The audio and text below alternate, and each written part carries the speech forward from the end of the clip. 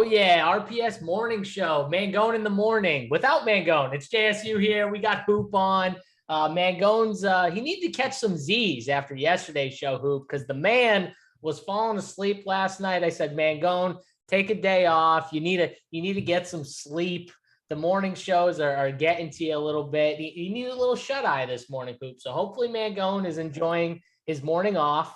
Actually had some family stuff, so I'm filling in here. We got Hoop to fill in. We're gonna talk all sports here, Hoop. But what's going on with you? Yeah, not much. Yeah, filling in for Mangone here. Should be a good show. We'll go through and kind of, hit on a few different topics, cover a few different sports. But yeah, with Mangone, when I first met Mangone, he was one of those, he was younger at the time and one of those kids that could not get out of bed before noon. Like even actually as of like 2 years ago when we started RPS, it was like an ongoing joke here that like, hey, if you need Mangone, you might as well wait till like after lunchtime because he's still in the sheets. Have to give him credit though. Like he's been waking up early. This show 11 a.m. Eastern, but his time I believe is 9 Eastern. So he's adjusted his schedule a little bit. We got to give him some credit there. But yeah, he's off with a family matter today. And we'll be filling in, covering, ranging a few different topics here. Hoop, tell me Mangone in the morning doesn't sound way better than whatever he calls the show. Like Mangone and Friends. Like, how good does Mangone in the morning sound? Mangone in the morning, yeah, it just has a nice flow to it. The one thing, though, I am slightly disappointed about because I was interested to see what happened here was with the graphic and the ongoing joke with, again, is, the huge Mangone and his guests always tiny. You and I have equal size, which is all right, but I was hoping that one of us would be the giant. No, that's bullshit. I agree with you. One of us should have been the giant. So you should have been the giant because in reality you are bigger than me, but it would have been funny if I was the giant over you. You know what I mean? Because I'm short. That would have been. We got to keep that going. Helmet, come on. I know you made the graphic today. You got to step up your game on the next portion, buddy. I want to be taller than somebody for once. Come on, give me. Producer Helmet shaking his head, so I'm assuming he did not do the graphic. So. So it was Simon said, damn it, and Helmet's doing it. Oh, Helmet did it. Okay. All right. So he just doesn't want me to be bigger than anyone, Hoop. He wants me to just feel as small as I am all the time. I see you, Helmet. I'm coming for you, buddy. But don't forget, guys, hit the like button, hit the subscribe, that bottom right-hand corner. You got that red box. Hit that subscribe so you get notified every time we go live with all these free shows. Monday through Friday, Mangone's on here in the morning with a guest every weekday. So check them out, 11 a.m. Eastern time, every day, weekday, Monday through Friday. So check this show out. Hopefully, if you're just tuning in, we're going to talk. I wanted to talk we're going to talk some NBA. I wanted to talk last night's games, today's slate a little bit, but I do kind of want to, because I got you on, Hoop, I do want to talk the golf right off the bat before we get into it, because this golf slate is wild. What do you like the Birdie Fest? Are you into it? Because to me, I don't really like it as much. I would definitely prefer the tougher courses. What do you think about what's going on in the golf streets today? Yeah, I mean, I always, if I had to choose one or the other, it would be like a tougher course where, if you miss the fairway, you're going to pay a penalty opposed to a Birdie Fest. But I will say it is nice to kind of mix it up every once in a while. These Birdie Fests can be pretty fun. And honestly, it's more challenging to get 6 of 6 through as we're going to see this week. There's no doubt about it, because the cut, as we were talking about before we came on the show, the cut's going to be, 5, 6, maybe even 7. We thought this course was going to play easy. We joked about on the Showdown show last night, the old Dennis Green bit. They thought they are who we thought they were. That's this course. This course is what we thought it was going to be, a Birdie Fest, and it's living up to it. You need your guys to shoot low scores. And, the one thing that's weird when you kind of look at DFS and talk about sweating out DFS, basically every week throughout the season, if your guy is done after 2 rounds and he's sitting 4 under, you're good to go. That guy's in prime position. Your line is good. Today, people are going to see their guys at 4 under after the morning, and they're not going to make the cut, which is just a weird feeling. So you got to get yourself mentally prepared for that. But I definitely prefer the events where, there's penalty out there at least, and, good shots are rewarded, bad shots, you pay the price. At this course, you have to hit a really bad shot to pay the price. And guess what? Even if you do, the next hole, you got a really good opportunity to go out there and make a birdie. But, it calls for a fun sweat where, the scores are super high and, birdies are out there. And, the one benefit of this is if your guys, six shots off the cut line and they're playing this afternoon, they have an opportunity to go out there and put up a low number and make the cut. That is the wild thing is they got a shot still. That is the crazy thing about this. So like if you got Willie Z right now, because I know he was super popular, right? He's through 6 holes. I think he's -2 today. So, he's playing better today already. You're still not dead. That's the wild thing about this course. Like, you're sweating, right, Hoop? Because he was chalk. If he goes down, it's very interesting, right? Because he was very popular. I think the other popular guy was Sam Burns, and he's played better today as well. He's -3 today, so -2 overall, and he's through 8. So, man, if those guys don't make the cut, is that 50? Were they both like 25% owned in the large field stuff? Yeah, Burns was, I believe, around 30. Those are the two highest owned guys, Burns and Willie Z. And I mean, any week in PGA DFS, the 2 highest owned guys don't make the cut. You're looking at a very low number. I mean, as of yesterday, it looked like 5 out of 6. I mean, just getting 5 out of 6 was 10% or less in most contests. Assuming like those guys don't get through, which they're going to have to put up a lot. I mean, Willie Z is now -1 with 13 holes to go. And then Sam Burns is 2 under with 11 holes to go. Like they're going to have to put up big boy numbers from here on out to make the cut. If they don't, you're looking at a really low number. And then we would see some 5 out of 6s, cashing here. Obviously, if you have a 6 out of 6, you're going to absolutely print because there's so many birdies out there. It's just a fun dynamic with PGA DFS, but we are potentially looking at probably one of the lowest 6 out of 6, and then also one of the lowest 5 out of 6s getting through too. So it's fun. So you're telling me that ESPN right now and their projected cut line of -3 is wrong? It is so wild, like how they can be so bad. Like to me, what's even worse than that, if you do watch and listen to golf coverage, like those guys, the commentators have no clue either. Like they play golf their whole life, most of these guys. How the hell can they not adjust and figure out what the cut's going to be? Like, if you tune in right now, they're going to tell you that the cut's 3 under. Like the guys at 3 under at the end of the day are completely dead and likely to miss the cut by 3 strokes. But those guys out there right now will be telling you, these guys need to get to 3 to make the cut. It is crazy to me. I mean, golf coverage in general is just crazy. The fact that they don't even talk about the cut sweat even more and really focus in on guys that are right on the cut line, even bigger names like when it's their last couple shots, like they just do it all wrong, Hoop, right? They just do it completely wrong. They could do such a better job of covering it. They just must not care, right? They must not care about who's generally watching golf. It's a lot like baseball, where like it's what's the word I'm looking at? Like baseball is being held down by like baseball historians and guys that like can't adapt to change. I feel like golf is almost saying golf's doing a little bit better just because of how good some of these younger guys are. They're like forced into it, but overall PGA, MLB, they're just hampered down by with PGA, it's the same thing. Like some of these archaic rules, like some of the things you can get a penalty for on the golf course, just so dumb and so stupid. Got to adapt. Baseball's trying by eliminating or adding the DH to the NL and maybe eliminating the shift, which to me is like kind of going backwards. Like that was a way. That was a strategic play by the defense. Now that they're taking that away, so I mean, we can talk about this stuff all day, but golf coverage is very poor, unfortunately. And if you're watching on Golf Channel, a lot of times you're only going to see the shots from the leaders, and then when they pan off to a random guy that has like a 50-foot putt, that putt's going in.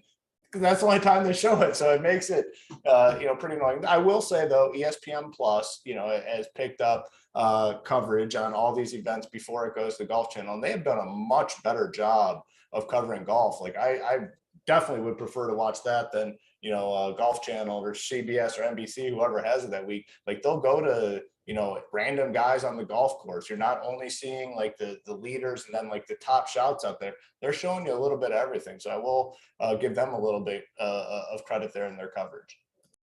Yeah, for sure. I know right now I'm sweating out a few guys. I think Thigala is probably my biggest sweat right now. I got a good amount of him.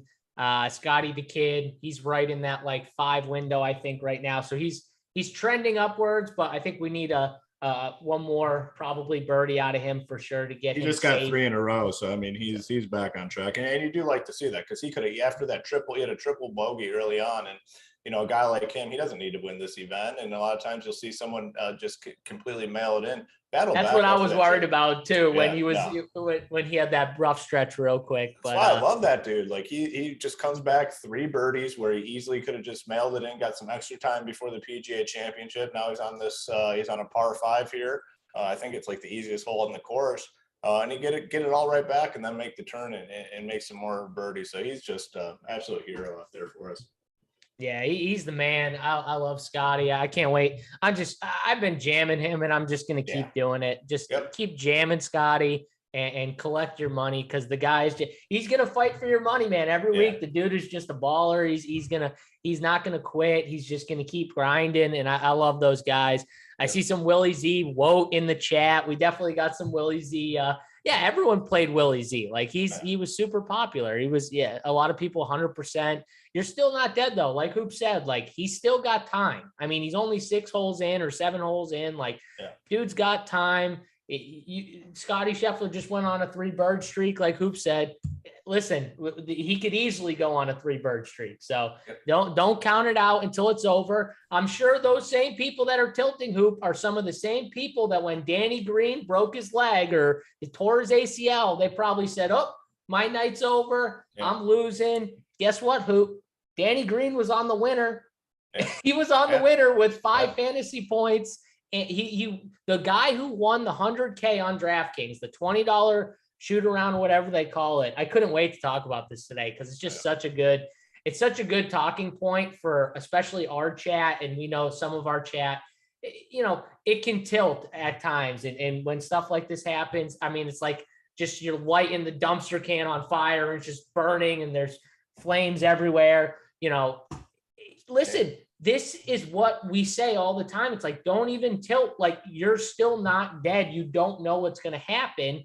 And when Shake Milton goes for 30 and he's only 5% owned, and we did talk about Shake on the show yesterday, Big T brought him up and I talked about him 2 slates ago where I was like, listen, it seems like he's trending in the right direction. He did catch some extra run because Danny Green went down, the unfortunate, but if you played him and had that lineup, you're winning a lot of money even with Danny Green. So it's what was the price on Danny Green? What was the price tag on Green? 4-2, and he was one of the highest owned players on the board too. So it just goes to the point that I know I always make, Big T always makes, and you always make in NBA DFS. When you play those cheap guys, now this is a little bit different because it's just a 2-game slate and you don't have as many options. But it's a point that we always make on the Hardwood show, and I know you guys do it on the Up to Lock show. When you play those cheap guys, it's not necessarily what they do, but it's what they do for your lineup. And playing Danny Green allowed you to have different types of build. Now, yes, it's unfortunate when one of your guys gets hurt right out of the gate. You feel like you're done, and it's hard to mentally. Like literally the first Hoop, he drains a 3, gets a steal, drains a 3, and then gets hurt like immediately. You know what I mean? It's demoralizing, right? It is, it's hard. Sure, it's hard to stay in it mentally, but NBA is the one sport where it gives you a different sort of build, and he was popular. And you had another game in the NBA playoffs, like one blowout, which I mean I didn't follow super close yesterday NBA, but that's what ended up happening in that Dallas game. So it's an interesting dynamic. Wild that the guy was on the winner, but it does happen, and we've seen it happen many times before. So the early tilt is hard. It's hard not to just immediately tilt. In PGA, your guy starts out 2 over. Justin Thomas yesterday started 2 over through 6 on the easiest freaking golf course there is out there. Yeah, it's hard not to tilt Justin Thomas yesterday. But what did he do? He battled. He finished 4 under, and now he's like top 10 at this event. So early tilt does no good. That's a great talking point. And it's something that we always try to advocate for. And even, the people in our Discord, we have a very active Discord community. If you go to some of these channels, like, after Danny Green gets hurt yesterday, you go in there and you're going to think the world's coming to an end. Yesterday, Justin Thomas starts out with 2 bogeys. You would think that the world's coming to an end. Willie Zalatoris right now, you'd think the world's coming to an end because Willie's not, potentially not going to make the cut. Let it all play out and let's see what happens, and yesterday, I'm sure the guy that won the NBA contest, he's probably tilting his face off when Danny Green got hurt. What do you know? At the end of the night, he has himself like 100K or whatever the top prize. 100% too, because Hoop, he started out, he had the nuts. Because so you obviously didn't watch, you said too close, right? But the Philly game, even though like the score was 99-90, there was a ton of busts on the Philly side because Embiid busted, Harden busted. Tobias and Maxey had like 30, you know what I mean? So you didn't like absolutely need them. And then Danny Green got hurt and no one else did anything, right? So the main 2 guys, Harden and Embiid, busted. The chalk dude, Danny Green, cheapie, obviously got hurt in the first, 2 minutes. So this dude had the ultimate nut start because he had Max Struss, who had 43, and you needed him. He was a dude you needed at 5K. Then he had Jimmy Butler, who had 54, who outscored Embiid, Harden. So right then and there, you're like, okay, I picked the right spend for sure because I played him over Embiid and Harden. And then he had PJ Tucker, who had 28 and was 4-7. And Shake Milton, who I said was the key cheap dude, he was 3.1K, and he was 5% owned and scored 30.75 fantasy points. So outscored all the cheapies, like by far. So this dude must have been literally tilting his face off going, I got Luka. And he had Gabe Vincent, who had 19. Like, he didn't need him, but he was cheap, right? He had Luka and Ayton were the only 2 dudes left on his team. I mean, can you imagine? He was probably going to that game like, oh my God. Like, if that game didn't blow out, he might not have won. Yeah. But maybe another Danny Green team with Shake Milton would have won. I don't, you know what I mean? I'm looking right now, and it looks to me like a lot of these teams up there, had mainly Shake Milton, but you don't know. Maybe a Devin Booker team with Shake Milton would have came out from nowhere and beat him, and that still had Danny Green. Because I'm looking like, okay, this dude won with Danny Green. The guy in second. He beat, like, the guy in second didn't have Danny Green, and he beat him. Like, the guy in third didn't have Danny Green, and that just goes to show you, though. It's like you don't necessarily lose when one dude flops. Yeah. That's why no matter injury or flop, you never tilt at the beginning. Just let it play out. You want to get mad after the game or after this, shit, I'm pissed, whatever. That's fine. Yeah. Don't tilt before. You got to understand the circumstances too. So let's say, this whole thing was reversed and the Dallas game's first. Luka comes out, you're all in on Luka. He gets hurt first game. Yes. In that scenario, you're done. Like we will admit that. Yes, you're done. But a cheap guy like Danny Green, you're not done at that point. And, you have to take everything kind of, into context for sure. I guess the biggest point, everyone tilting Danny Green, that guy had to have been tilting as well is the main point. He ended up winning 100K at the end of the night. And I'll tell you right now, he wasn't tilted at the end of the night. He was partying. So that's the best part about it. But I mean, we can go into today's slate a little bit. I got Brock in the chats asking if his Bucks are taking it home tonight. I don't know, Brock. We'll talk about it. You got Q in the chat. I think C's push it is 7. Yeah, let's get some predictions in the chat. I got my take on how I think the game goes. Well, we're gonna talk those 2 games. I do just want to say, like, I love Jimmy Butler. I love the way he acts. I love the way he always plays 100% in my eyes. Like, the dude's just a grinder. He's a guy who you want to play with. And man, he just he owned that series. Like he literally said in that series who they were daring him to be the man, to score, to drop 30 on a nightly basis. And he did it.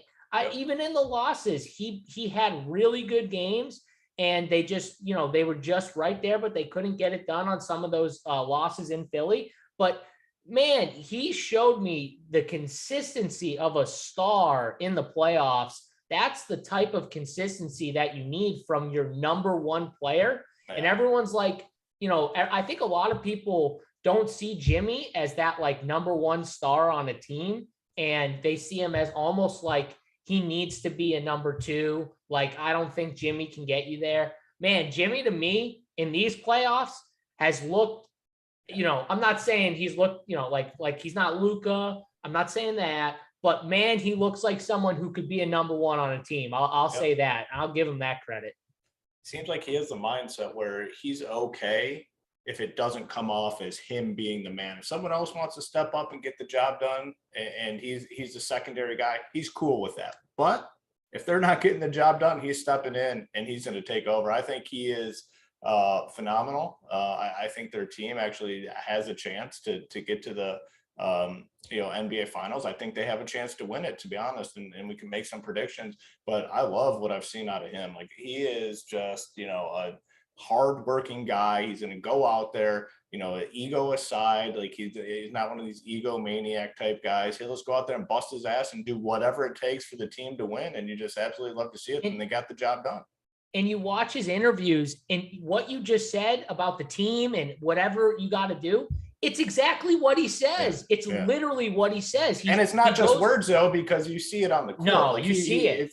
A lot of people will say that shit just to sound like a team player and stuff, but he actually backs those words up. No, and he says it. He's like, listen, if you come in for this team, this coach, Pat Riley, and you play hard and you hustle and you give everything you got, you play defense, you're gonna play.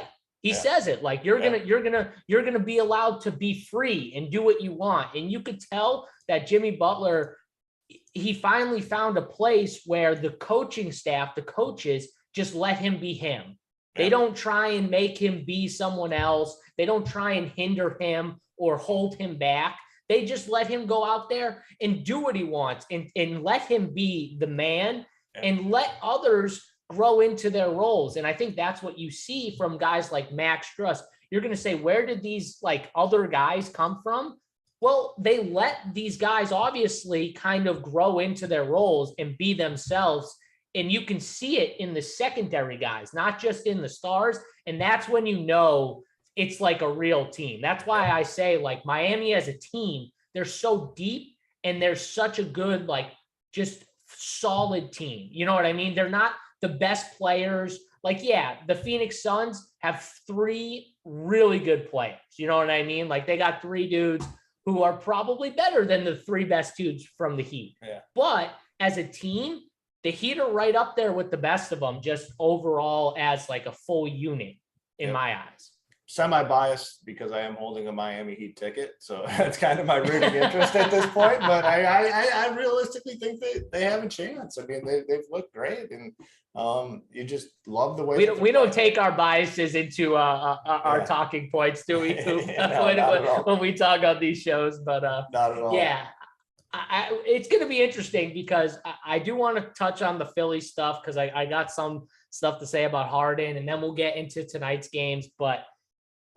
If you, I've been saying this for like the last probably before the playoffs started. So, pretty much since Harden's been traded to Philly. And I had the mindset who I've watched Harden his entire career. I feel like I have a good sense of like him as a player. I just felt like he's lost a step. I could see it from the get-go. I don't know if the clubbing, his nightlife scene, maybe as a, they catch up to you after a while, Hoop. Like when you're a young dude and, you're 19, 20 years old, you can go out, you can party, you can eat like crap. You can do whatever you want. And because you're just a specimen, right? You're just so talented, you can overcome it and you can do it on a nightly basis. I don't know, maybe those nightlife scenes for Harden, those evening events is strip club life. Maybe it's getting to him a little bit, here, because to me, it's visual that he has lost a step and he quit in the second half. It was embarrassing what he did. He took 2 shots in the second half. He gave up multiple offensive rebounds where he didn't even attempt to go for the ball. It was gross to watch. And the biggest question for me is Philly has a huge decision with, do they give him max contract money? Because I don't know what they do. I don't know what they do, Hoop, if they don't, but I don't know how I can unsee what I saw and be like, yeah, that guy deserves max money. Yeah. Well, you just saw the way it was it this year when he came in, and I mean, he just looked huge. You could tell he wasn't in shape. Or maybe that was last season. Could have been like whatever it was. Eventually that stuff catches up with you, like you said. And I mean, the easiest example of that to relate to everyday life is, like when you're 19, 20 years old, you go out, you go to the bars till 2 a.m. You wake up. If you have a job, whatever you got to do, you get up, you get moving. Well, you get to your late 20s, you try doing that shit. It's hard. You can't do it. You get in your 30s, it's even harder. And now I'm approaching 40 and it's fucking impossible. You just can't do it. There's no damn way. I'm with you too, because so I'll be 31 in August, but I'll tell you right now, like the way I approached when I was 19, 20, 21, 22, my day-to-day routines, God, they are so different than what I do now. Like completely different. I used to get up at 4 a.m. every day for literally from like 17 years old until I was like 25. I used to get up at 4 a.m. every day. I'd sleep for like 4 hours, 5 hours, because I would stay up all night and watch hoop. I still did like my same routine. You know what I mean? I would literally sleep for like 4 or 5 hours a day. I work all day. I do the DFS stuff at night. I did that every day. Never had an issue. Was never like tired either. Like always had energy. Now I stay up until 1, but I'm not waking up until 4 a.m. I wake up at like 6:30, 7 o'clock. That extra two hours, 3 hours hoop, it's needed for me now. You know what I mean? Yeah, absolutely. And like you can relate a lot of this stuff to other. We always talk about it in DFS too. You have to be willing to adapt and make changes. You can't go in and do the same thing every slate, every sport, every day, and expect the same changes. That's why we've seen some of the top names in DFS somewhat disappear. You have to be able to change. So I guess we're getting pretty deep into, the James Harden talk, but you can't continue. James Harden cannot continue on this path forever and not make the changes and have the same results. And now I think it's all starting to catch up, like you said. And obviously there's mental stuff to it too. Like he wants to be the man out there, but he's a partier, and we've seen it. He's showing up to. You saw Embiid. I don't know if you saw what Embiid said, but Embiid after it was like, I don't know. I don't think he was meaning to like do it on purpose, but he pretty much said like everyone thinks when we traded for James, we were getting James from Houston, and he's not James from Houston.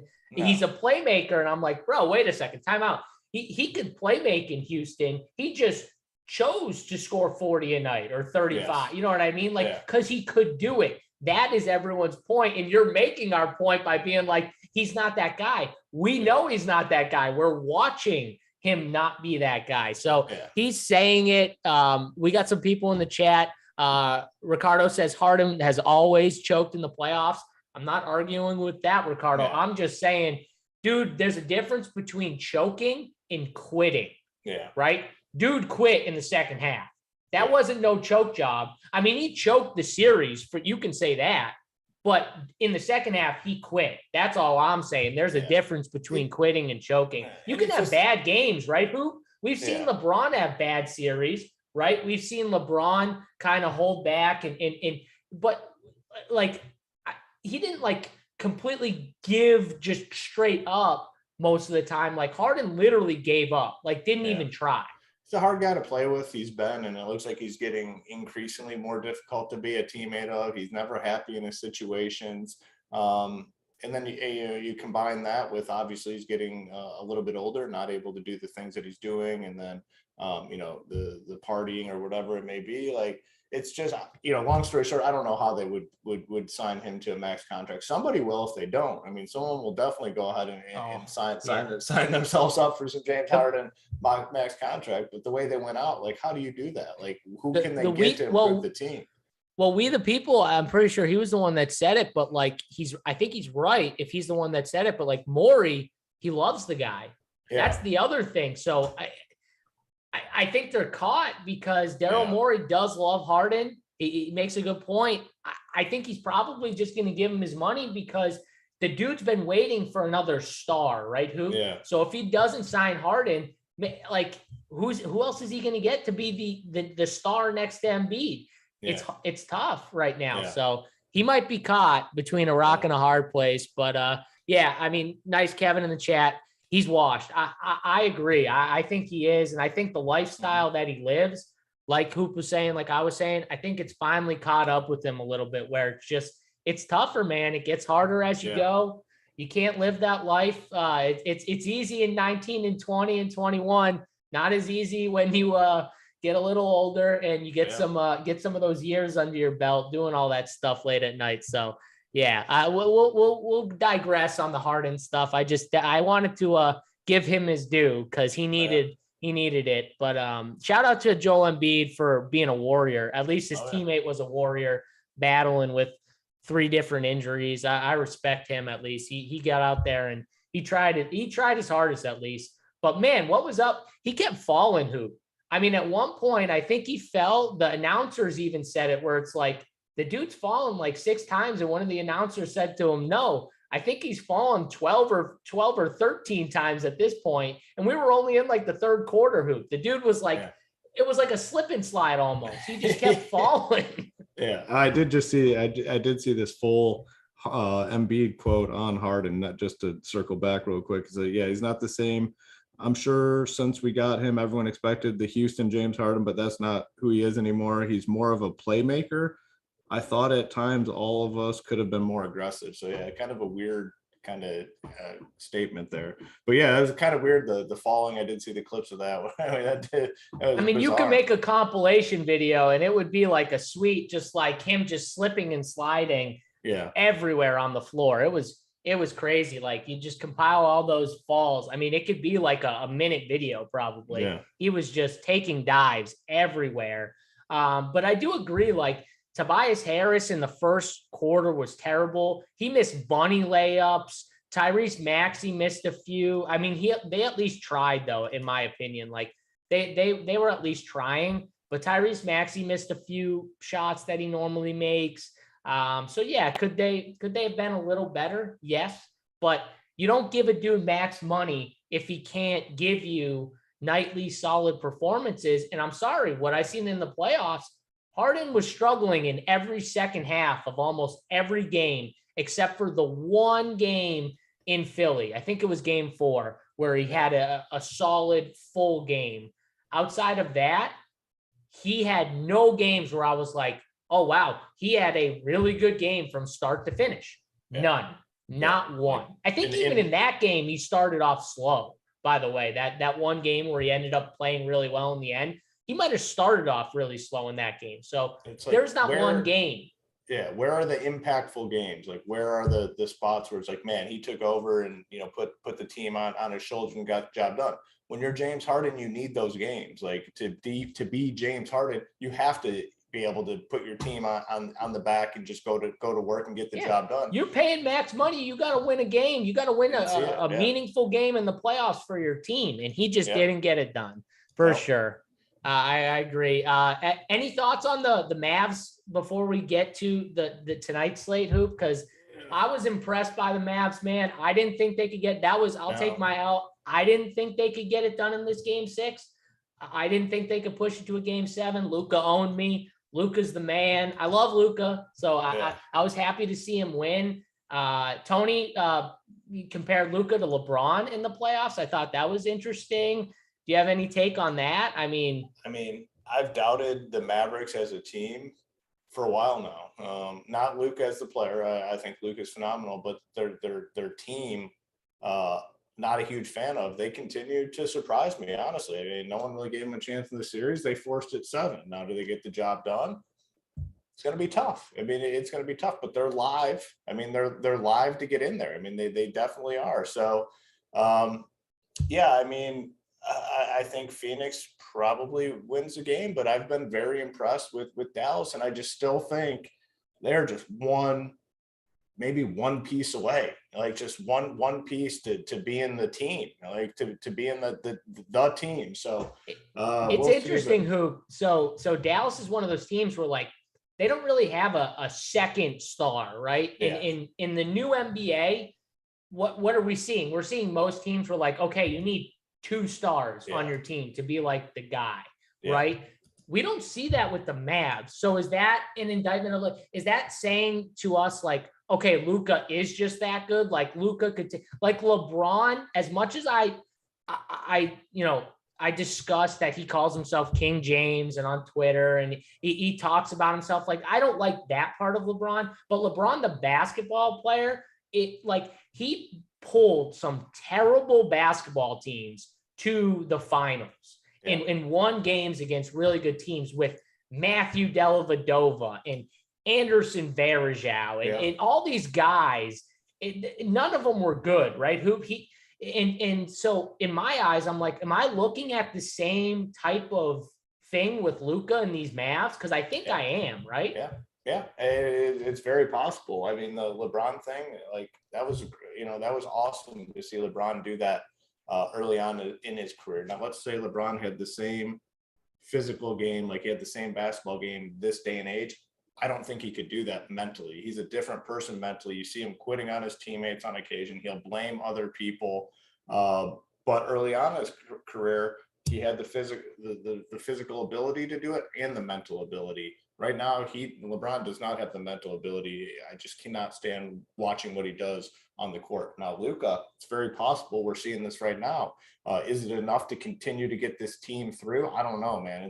It would be tough. I mean, it really would be tough, but he's a phenomenal player. I mean, just phenomenal what he does out there. And I honestly think that's like the LeBron comparison to him. I think if we're comparing, because he even said it in his tweet, like, not the defensive part of LeBron, because Luka's not that player, right? Like LeBron on the defensive side, Luka isn't comparing to LeBron. Like, we're not saying that.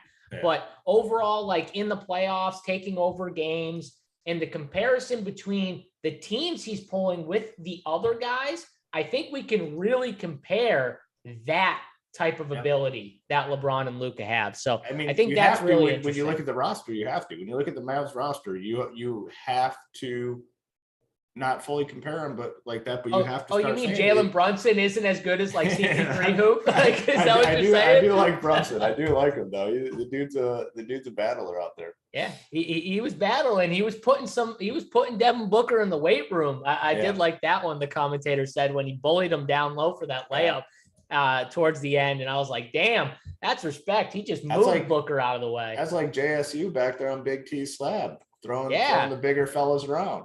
I had to move some people. That damn helmet. Helmet was too. I'm not talking about Helmet, the producer Helmet. I'm talking about Helmet, Tony's cousin. Damn kid, 19 years old, 6'3", long arms, long legs. All I could do was try and bully him. I mean, he was skinny, so that was the only thing I had on. All those Kentucky knee house relatives are the freaking same. They're like Big T minus like 80 pounds and like ripped. Literally. And they're young. They're all young though. They're all like 19 to 22 and they're in their primes, I'm like, damn, what am I seeing right now? His brother's huge. Like his younger brother is huge. I'm like, damn, Tony, is that what you looked like when you were in college playing? Like the dude is built. So those kids are physical specimens and they're super athletic. It's very, but there's like 20 of them. They're all the same. There's like, I swear, when you go to Tony's, there's 20 kids that are between like 18 and 20, about 6'3", in really good shape, and they can all hoop. Uncle T's son too, Jordan.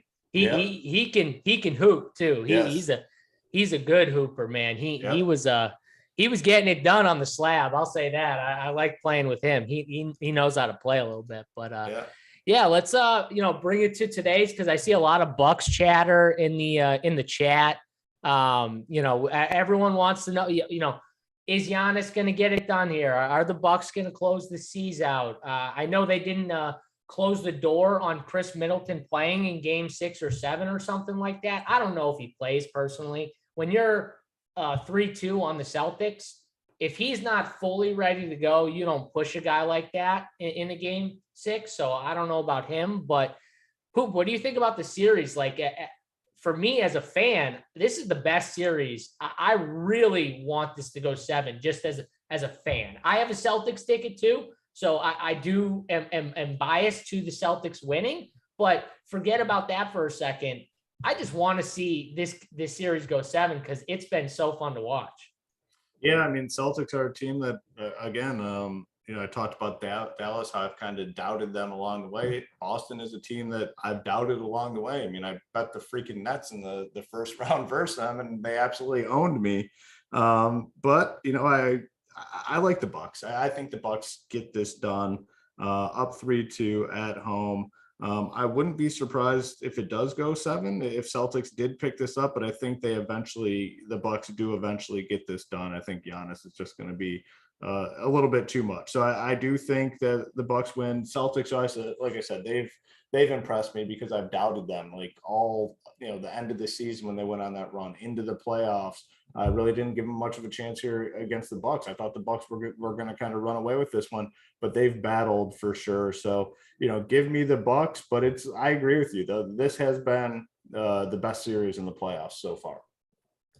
Yeah, for sure. West Coast Gem in the chat talking about the time when Grant's dad just fucking bulldozed me in teabag. Yeah, that was a rough scene for me, and definitely unexpected from like a 6-year-old dude. Hoop, you weren't there, but it was the RG game, and Grant's dad just like took me out of nowhere and like was just standing over me as he like just dropped me and just standing over me and just looking at me. And I was like, what? I'm not going to fight a 60-year-old dad like Grant's dad. Like, I was like, what are we doing here? Yeah. So that is a funny story.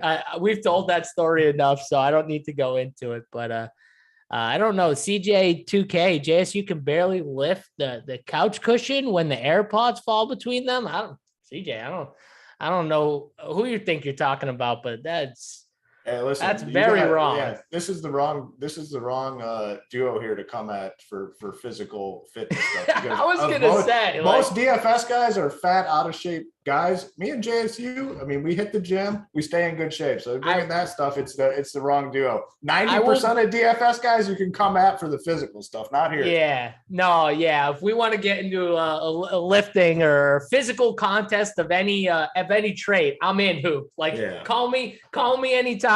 I'm in for the physical portion of the lifting. Yes. So yeah, let's go with that. Trust me, I can get up off my couch. I can do a lot of things physically in the gym that a lot of people at 30 cannot do. So I'll put my talents against anyone, Hoop. All right. Let's see here. Spencer Dinwiddie. Oh, that was the Mavs. How do you feel about Spencer D? Help or hurt the Mavs? Well, I don't think he's hurt the Mavs. If anything, I honestly think the trade helped the Mavs because I think, there was a little friction between Luka and Porzingis, and like Luka being the whole team. And I think Porzingis kind of felt like he was good enough to get more. And with Luka there, he just wasn't going to get more. And I think that was the big thing with the trade. Now, is Dinwiddie been amazing for Dallas? No, I don't think he's been amazing, but I honestly think the trade has helped personally the team overall. Because I think there was friction between Porzingis and Luka, and like Luka being the guy and Porzingis thinking, no, I can be that guy. Like I can also be that guy. So that's where I think the trade honestly helped for sure. Even if Dinwiddie doesn't help them or he doesn't play a ton on the court and he just gets sparing run like 20 minutes here, I still think overall the trade was a success because of that reason. This team was not winning. This team wouldn't be here if Porzingis was in the mix. I really feel that way. I mean, he does nothing to help a team win. Going to go down as just being super overrated. The Dinwiddie thing at least gives them outs. Like if, God forbid anything ever happened to Luka, they have another ball handler or foul trouble with Luka. Like they have another ball handler. It just gives them more outs, I feel.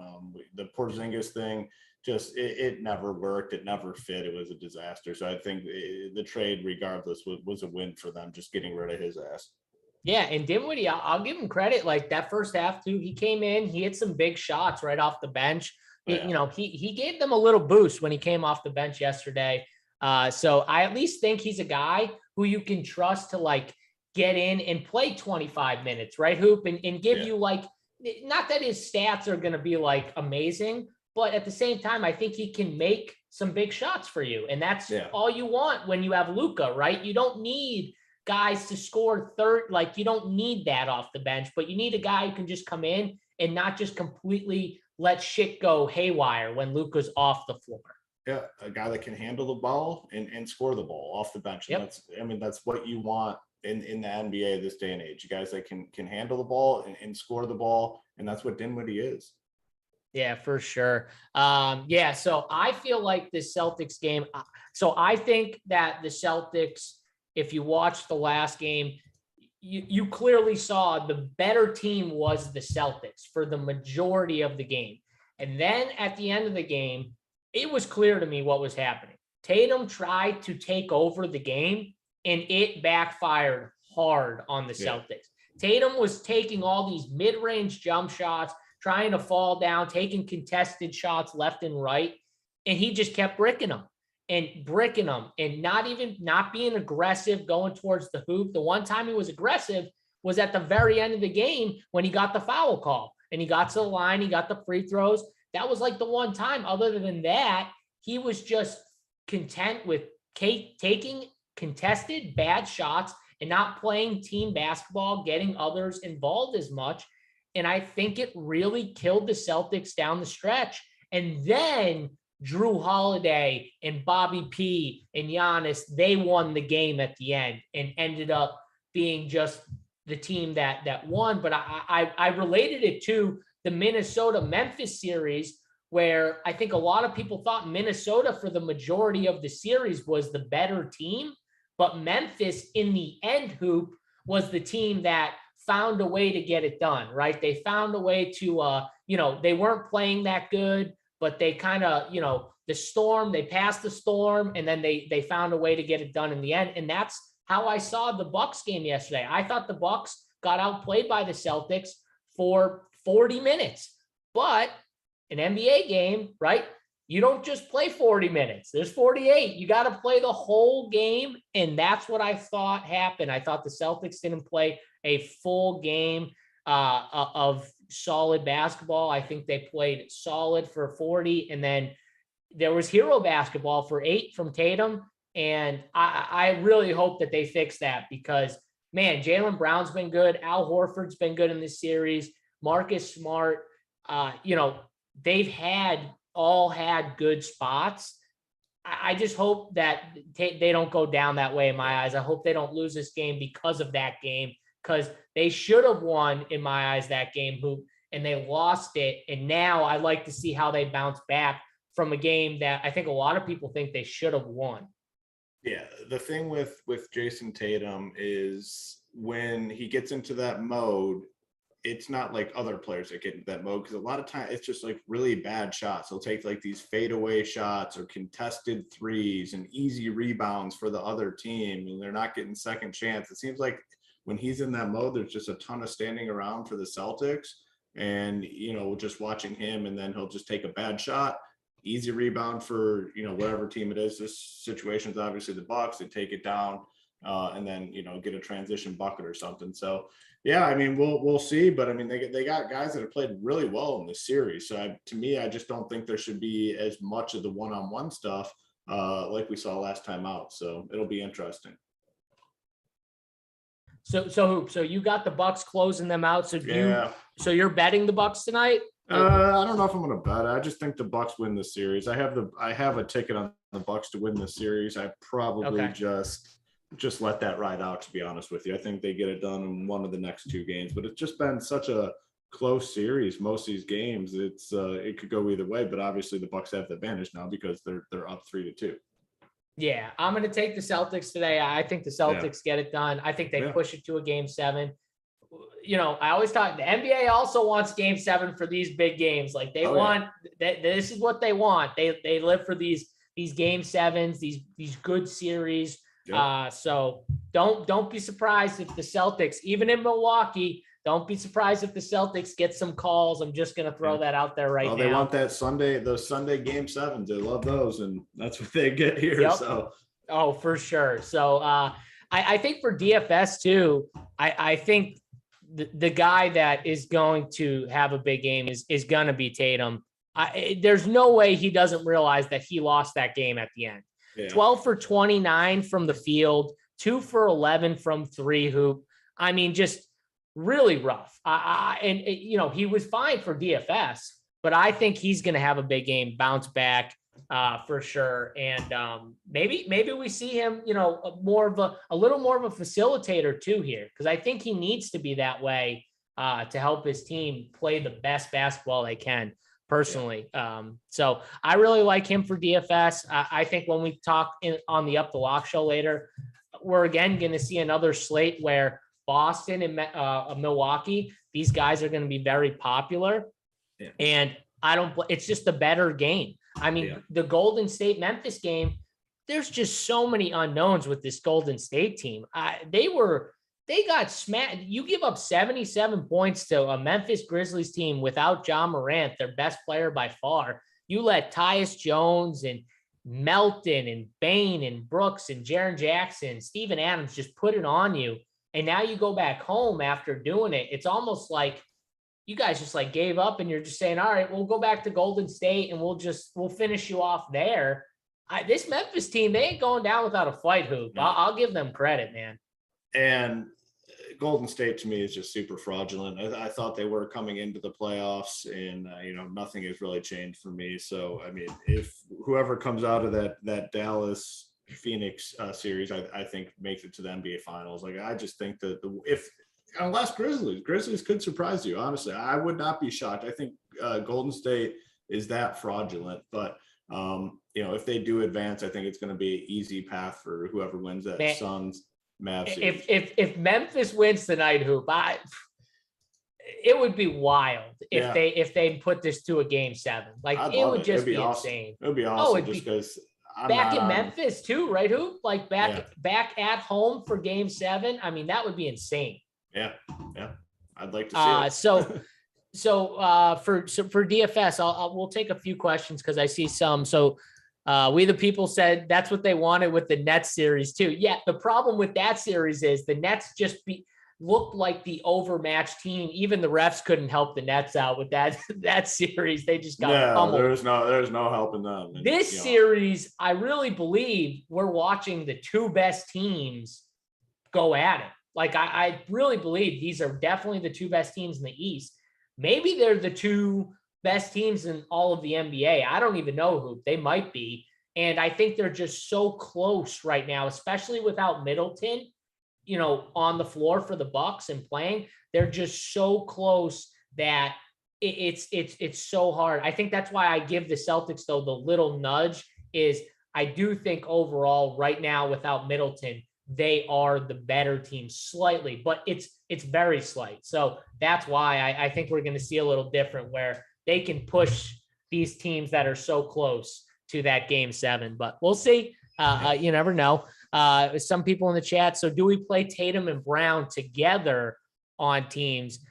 Now, the reason why I've said no to this question all series is because for the most part, it does seem like when one goes off, the other one kind of takes a back seat. Now, we didn't see this last game, but we saw who took a back seat, and it was Al Horford.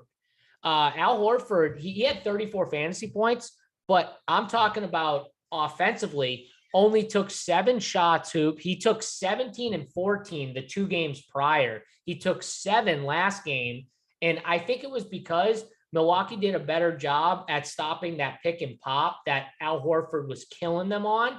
So it was forcing more of Jaylen Brown and Tatum one-on-one opportunities, which I think they're going to continue because they had to say at the beginning of that series, oh, can Al Horford actually beat us, killing us with the pick and pop? He did it consistently, so that now they're probably like, oh, shit, we got to start to cover this because we can't just let dude have wide open jumpers if he's going to kill us all series.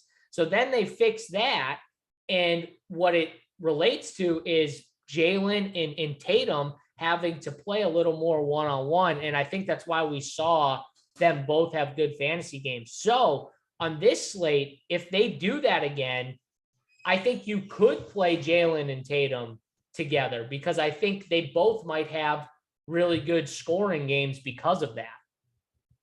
Yeah, I mean, more times than not, I mean, you're not gonna want to go this path, especially on like a 2-game slate, unless you have strong conviction that there is a blowout. But I in the other games, I do think strong point that you brought up. I mean, you definitely want, if you're going that route, you definitely want to make sure you have some bucks on the other side to make sure that game does stay close, especially if you're only building a couple teams. Well, the problem is Giannis is 11-9. Yes. So like if you play, we're just talking like obviously with the pricing, but if you put Giannis in a team with Tatum and Brown, let's just see what we got here. We got 4K stuff almost. Yeah. I would like to see what. Do you remember? I believe it was this was a while ago, maybe like 5 years ago, maybe 4 years ago in the NBA playoffs, where they brought down the minimum price. Like FanDuel did it, where they had guys priced 1.5K. I do remember this. Yeah. So it was like interesting because if you had a guy that was going to play like 6 minutes or something, they're in the conversation to play. I thought it was a fabulous idea because the one thing right now that's very difficult is there's just no value. So it makes it hard. But then it's like, okay, do you want to risk playing a guy for 1,000 or 1.5K that might not see the floor in order to play a Giannis and Tatum and Brown together? I'd love for them to bring it back. It would make the game a little more dynamic, I think, because right now the floor pricing is just not low enough. These guys that are 3K in the regular season that are going to play 12 minutes in the playoffs, they might get like one rotation and that's it, and you can't play them for 3K. But if you brought them down to like 1 or 1.5K, it's a conversation. Like if a guy goes out there and gets you 4 fantasy points, like that probably is good at 1K. So I'd like to see them do that a little bit more, just to, switch it up a little bit. But in terms of tonight, it's going to be hard. If you go like Tatum and Brown to play Giannis, they got them way up there, 11-9 without value. Yeah, there's just not a ton of value. I mean, so even the Memphis guys who people have been using for value, now their prices are starting to move up. Tyus Jones is now close to 6K. He's not exactly 6K. I think he's 5'7", but he's closer up there. Steven Adams isn't 3-4 anymore. He's 4-5, which still is too cheap, I think. But I'm just saying the price tags have elevated, and Giannis's price is finally elevated. The dude should have been 12K the entire playoffs, but because there's not been value, he hasn't really gotten the price bump. He finally got the price bump to 11-9. And I think that brings the interesting part of this slate is what do you do with Giannis? Because if you make a Jalen Tatum team, I think you're going to want Drew, and you might end up maybe fading Giannis. As crazy as that sounds, and I know people are going to be like, oh, that's just dumb, that's stupid, but I'm just looking at the overall slate,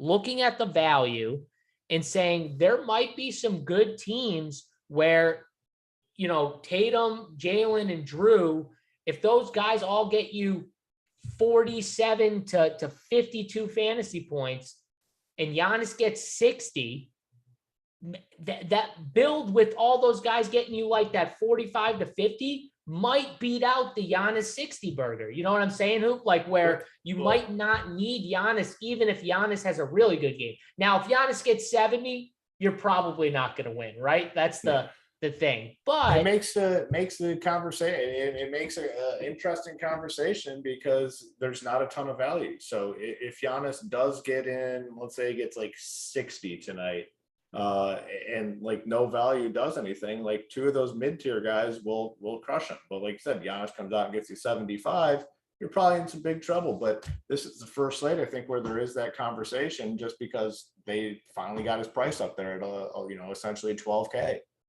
Yeah, exactly. The price bump is huge. And we talk about pricing is everything. Tony always talks about on the Up to Lock show, like there's a big difference between a dude at 3-4 and 4-3. You know what I mean? There's a big difference when you've got Slow-Mo and he's 3-4, and then Slow-Mo when he's 4-5 or 4-3. You know what I mean? There's just a difference when you've got that. So people got to understand pricing is everything, and you got to compare it to the slate. And when you compare it to the slate, it can kind of change your answer slate to slate, even if the slate is the exact same, which we've seen with these playoffs. We've gotten the same 2-game slates over and over. But what we haven't seen is them really adjust the pricing a ton.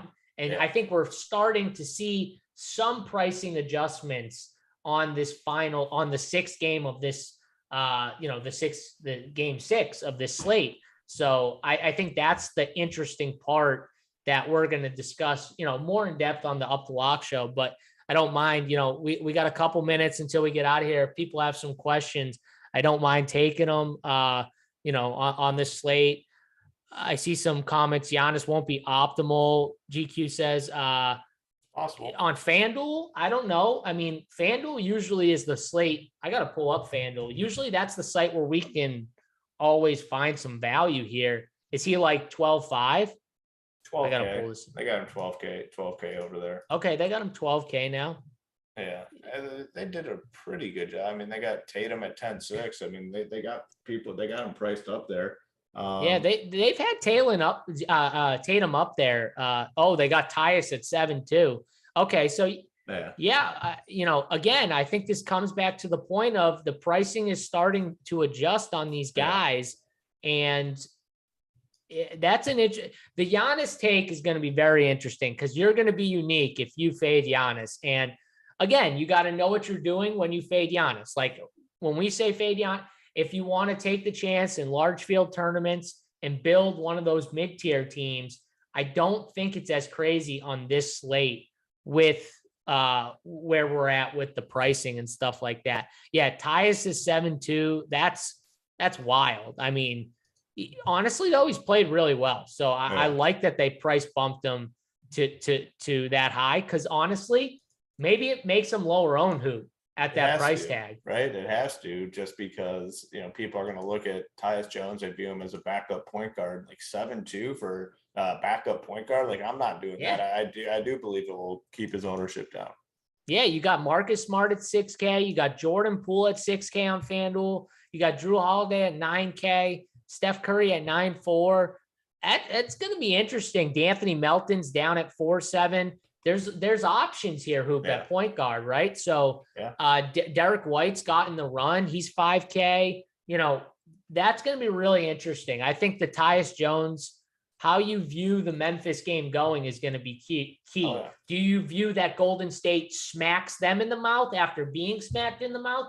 Or do you view that Memphis is just one of those teams that they're going to grit and they're going to hang around? Even if they lose, they're going to hang in.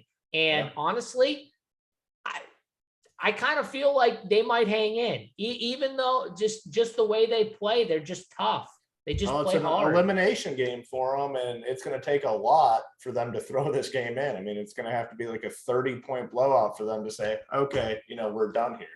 In the regular season, we're looking at like a 20-point blowout before teams kind of say, okay, we're done. In the playoffs, elimination game, it's going to take a lot for a team to, just completely throw in the towel. Yeah, I agree. We got some Bobby. I see some Bobby Portis, Lopez.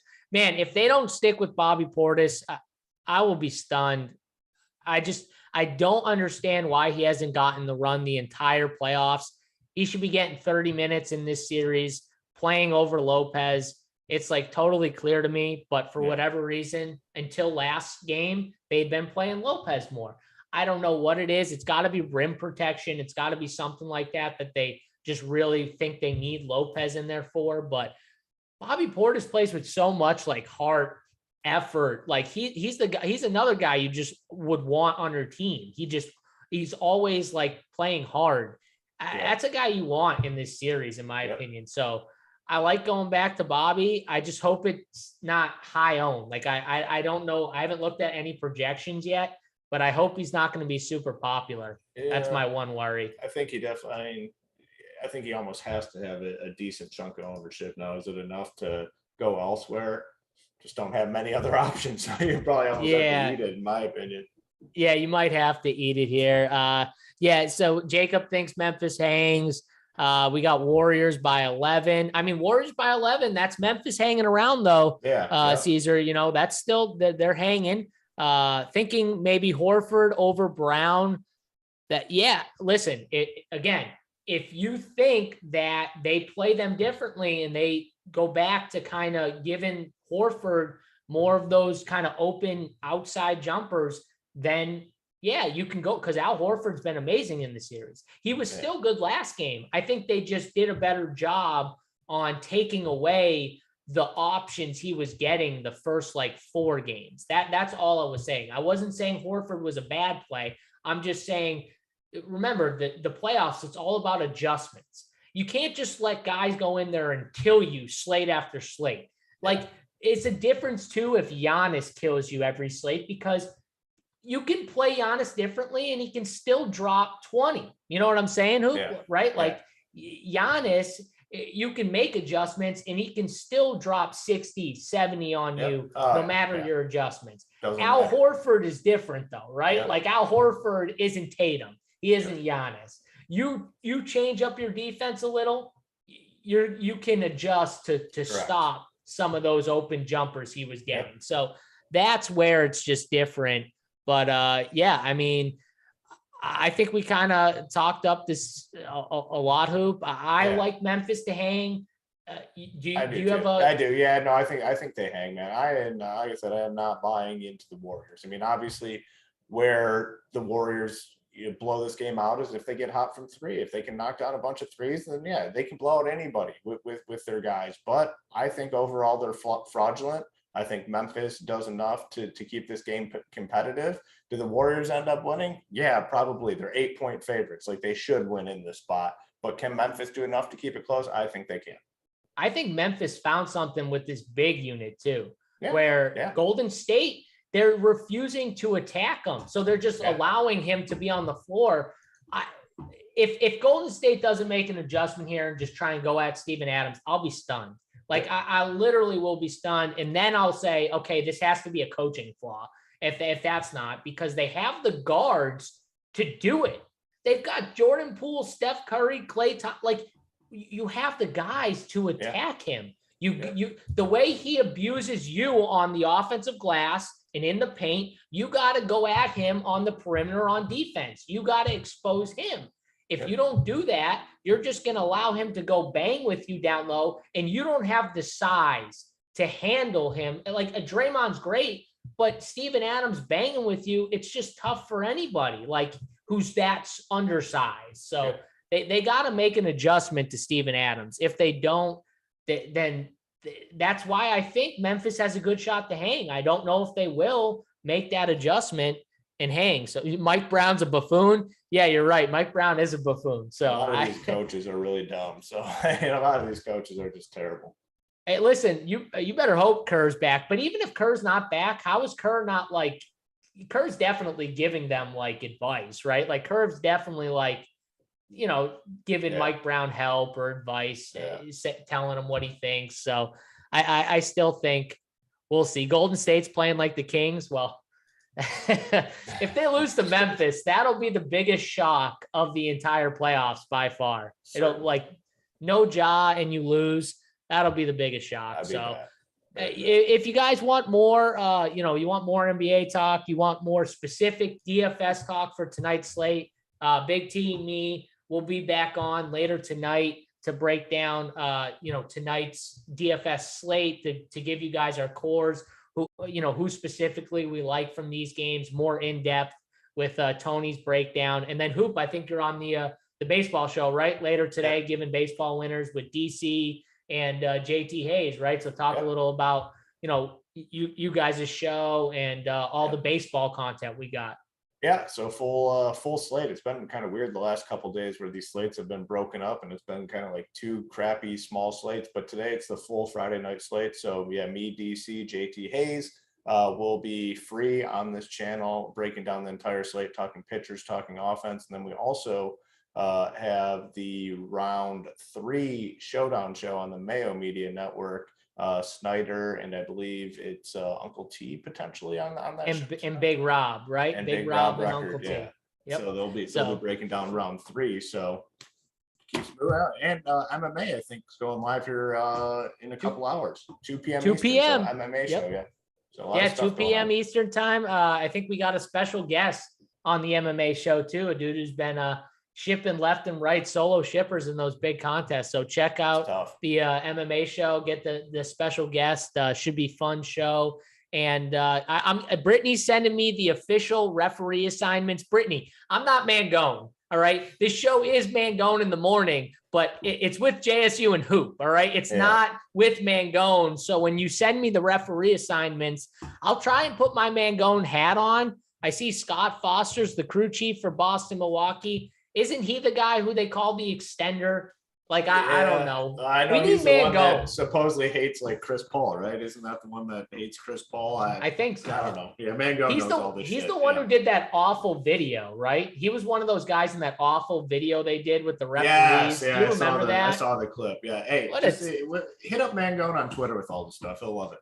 Yeah. Mangone's at a family thing, but he'll still come in for the quick referee talk. Yes. He knows all the narratives. So Brittany, hit him up and he'll hook you up with the referee narratives for tonight. So go refs. Giannis fade, heard it here first. I see you, GQ. I saw you in chat talk about it. So I'll throw it out there. I saw my man GQ talk about the Giannis fade. So, hey man, it's a big thing to say it. Go do it, get it done. And I want to see that shipper, GQ, tonight. I want to see that shipper tonight. I might be with you. So we'll see. We'll get my full thoughts tonight on the show with Big T. But again, thanks for hanging out with us, guys. Hit the like button on the way out for me, JSU, and Hoop.